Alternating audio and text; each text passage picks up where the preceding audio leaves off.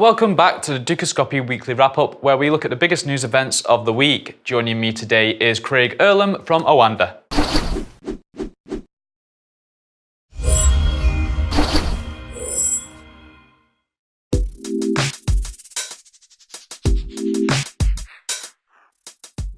So Craig, we had an FOMC statement this week. Did it give any indication of an interest rate hike?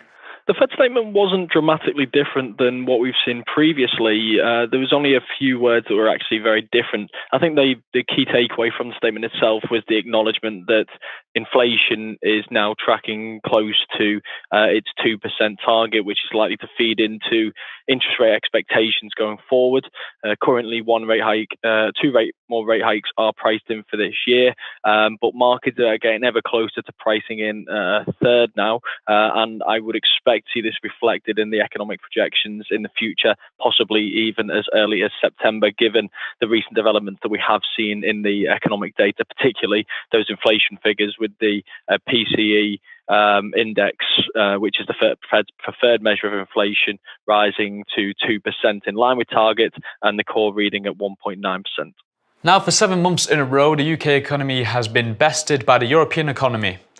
Is the UK economy slacking in growth because of the EU referendum? I think there's plenty of evidence that would suggest the UK economy has underperformed the euro area, largely due to the referendum results in 2016. Whether you're looking at the inflation readings on the back of the currency depreciation, the impact that this has had on consumer spending, the impact of the referendum results, and the uncertainty which accompanied it has had on business investment as well. It's worth noting that the economy has outperformed many people's expectations, but we are still seeing very low levels of economic growth in the UK at a time when global growth has actually picked up. So you would typically expect the economy to ride that wave. Without the global picture much improved, you have to wonder how resilient the UK economy would have actually been, and whether it's actually come at quite a beneficial time for the UK when it's going through so much uncertainty with the negotiations. But like I say, the evidence very much does suggest that the UK economy underperforming the Eurozone is very much attributed to that referendum result. There's been slow progress with the Irish border. Is this just another stall? We still haven't been presented with a Brexit plan, and the Irish Prime Minister is pushing Theresa May to present something. The problem with the Irish border situation and the reason for these delays is simply because it's extremely complex. I think all sides want to find a solution that respects the Good Friday Agreement. No one wants this to lead to any more trouble in Northern Ireland.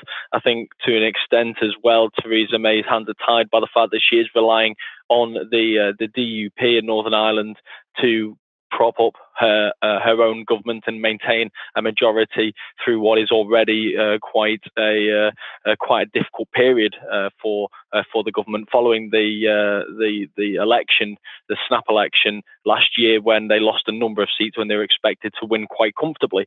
In terms of how long this could be delayed, it's very difficult to say. They are looking for a solution by June, and I very much doubt that they will find one, because ultimately the solution to this problem will depend on what the future trading relationship is going to be between the UK and the rest of the European Union. If the UK stays in a customs union or maintains a place within the single market or something that resembles the single market, then trying to resolve the situation of the Irish border will be much simpler. But of course, there is staunch opposition to that amongst many of the Brexiteers.